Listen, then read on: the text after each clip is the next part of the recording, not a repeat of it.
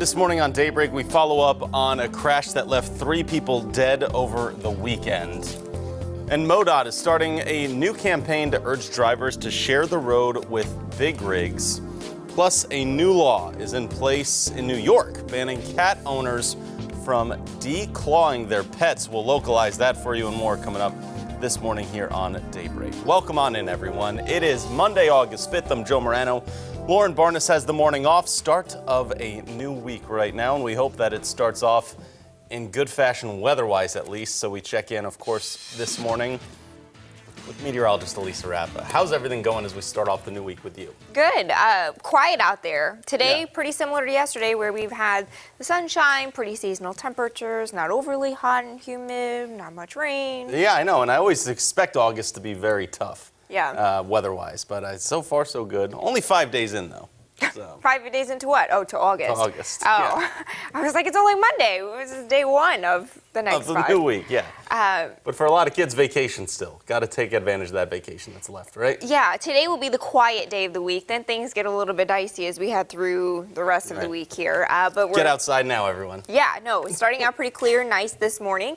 Quiet on satellite and radar, not much going on, just a few clouds, dry roads, and smooth sailing as you head to work this morning. It's 72 degrees in Springfield, 68 in Rawa, 63 in Fort Leonard Wood, and 72 in Branson this morning.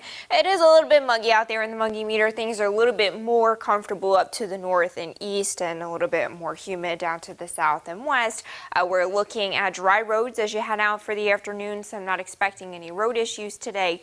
Mostly sunny skies at the pool with temperatures in the middle and upper 80s. Mostly sunny with a UV index of 10 by the end of the day. As you fire up the barbecue, things should still be pretty quiet. Warm and humid, 89 degrees by 5, and then still muggy with those temperatures in the 70s by 9. So a quiet day today. We do have a weak front that will roll through Tuesday and Wednesday. Then we're looking at another stalled front by the end of the week. Very similar to last week with more rounds of rain. So we've got to talk about rain totals coming up in 10 minutes.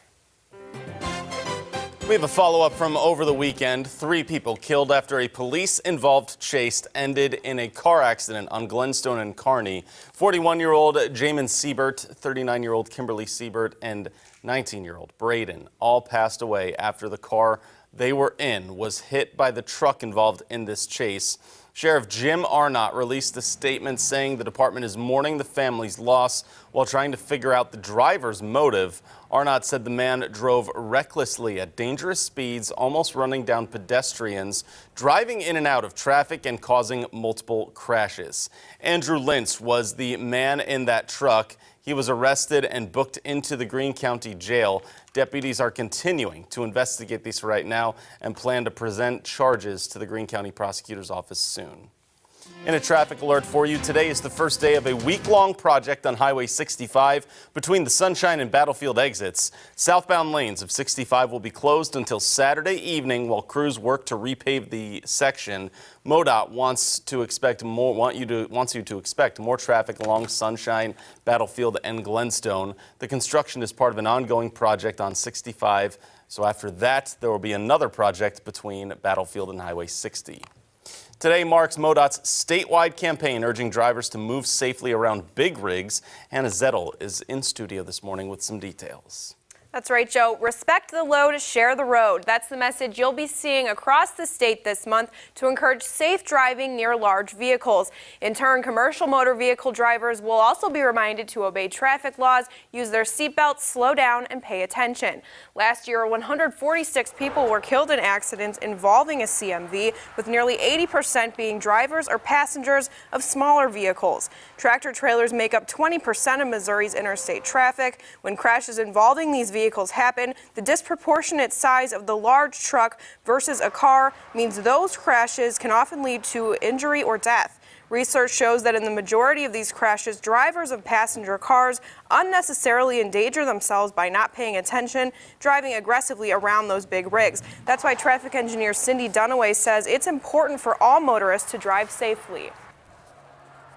It's pretty easy to get a passenger vehicle off the roadway fairly quickly, but when they do involve the semi-trucks or the larger vehicles, it can take hours sometimes, and they block more lanes of traffic. So, just keep an eye out for those on the roadways. Now, the Missouri Coalition for Roadway Safety encourages drivers to avoid cutting off large trucks or buses. Make sure you can see the truck's cab lights in your rearview mirror before moving back into your original lane. Pass only on the left side. Watch your following distance, not only this month, but whenever you hit the road. All right, Hannah Zettel this morning, thank you. The Highway Data Loss Institute has released its numbers for the most stolen cars from 2016 to 18 and shows the highest on the list nationally are Dodge vehicles. The least stolen cars are Tesla models S and X. In Springfield, specifically, the most stolen cars are Ford and Chevy pickup trucks, according to police. The number of stolen cars was higher in 2017, but decreased last year. The senior VP of the institute says the cars that made it to the top of the list are not surprising. In general, the vehicles that top the list for whole vehicle theft are either powerful or pricey or pickup trucks. And you're right to know this morning, New York passed a law banning the removal of cats' claws, making it the first state to do so. But it's a controversial topic for many cat owners, as supporters of the ban say a quarter or more of all domestic cats have been declawed. So to perform a declawing, most of the time, the procedure requires the removal of the cat's first knuckle so the nail cannot grow back. While the procedure has been routine for many, Dr. Peggy Callow with the Humane Society of Southwest Missouri says most of the time cosmetic procedures are not what's best for the cat. So if you're declawing just to protect your furniture, that's usually not in the best interest of the cat.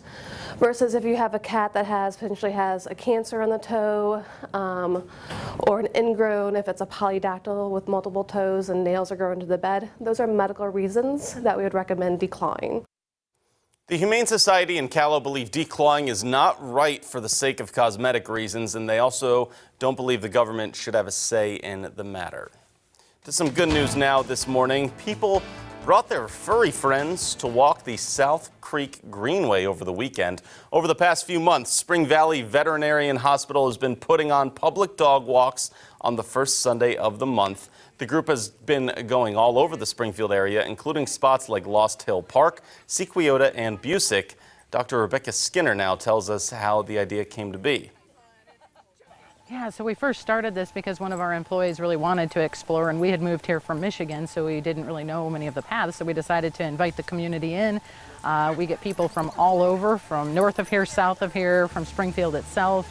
Bring your dogs, it's a lot of fun. You know, we move as a pack, so even those dogs that are pretty reluctant to be around people and around other dogs, they have a lot of fun too. We just have a blast. Skinner also says if you don't have a dog, you're still welcome to come and walk and familiarize yourself with the other pets around the area. Just getting started for you here on Daybreak. Still to come, Elisa with an extended check of the forecast as we begin a new week, and your Money Watch coming up. From Color 10 Ozarks First, Lauren Barnes, Joe Morano, and weather with meteorologist Elisa Raffa. This is Color 10 News Daybreak.